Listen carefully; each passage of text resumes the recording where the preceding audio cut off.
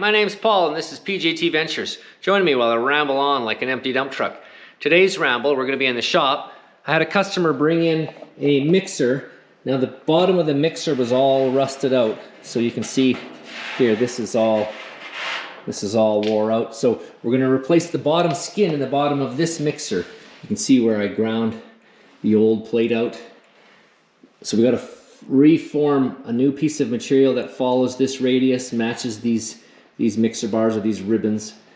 A while back I had helped a factory recycle a bunch of material and equipment from one of their obsolete lines, and I pulled these big rollers out of there.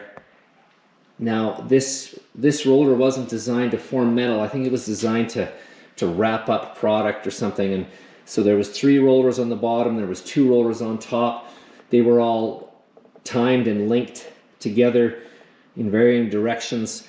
They were driven by there was a big DC motor here that fed into this 10-to-1 reduction here. So I mean, these rollers would have still spun at hundreds of RPM, which was way too fast for my needs. So I removed some of the rollers and I kind of reconfigured some things.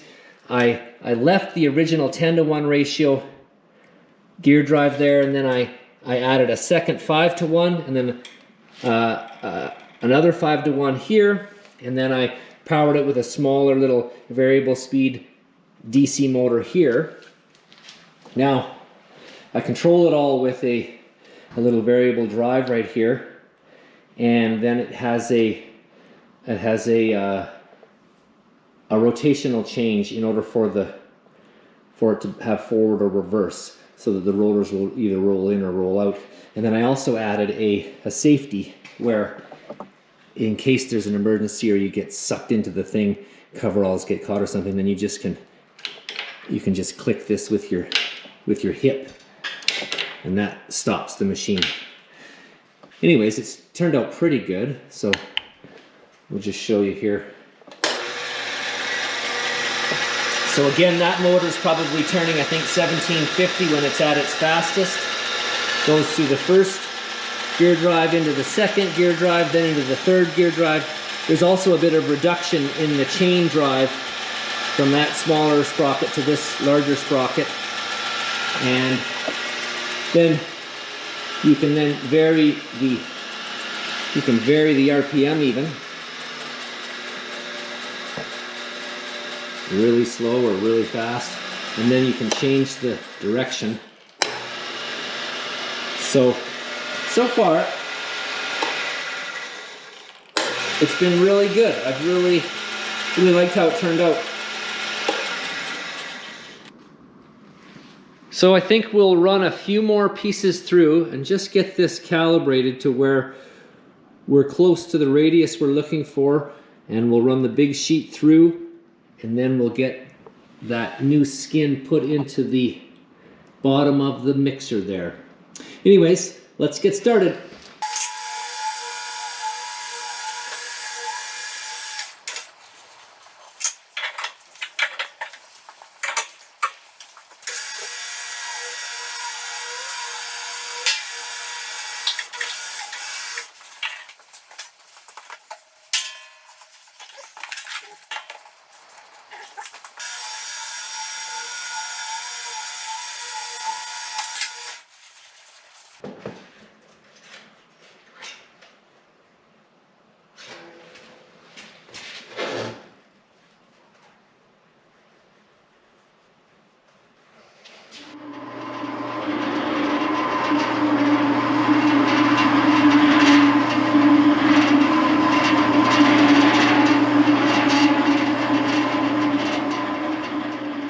Well, there you have it. We're just about done the mixer job.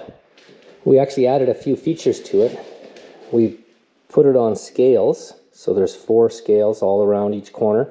Those will feed to a common display that'll show real-time weight as it's either being filled or emptied as they're adding product and whatnot. We changed the configuration of the unloading chute or valve. We added just a simple slide gate where this just slides back and forth to open up for where the product comes out. We added this nice plastic chute to guide the product. They're going to have an auger system down below here. We'll let the customer get to peel off the plastic. We also added a new lid to the top, and then on the inside we actually added some more ribbons to the helical mixer ribbons inside this on the rotor. So the main rotor just used to have only bars, so we added some flat bar to the outer diameter helixes or ribbons, and then we also added some new flighting to make an internal set of ribbons.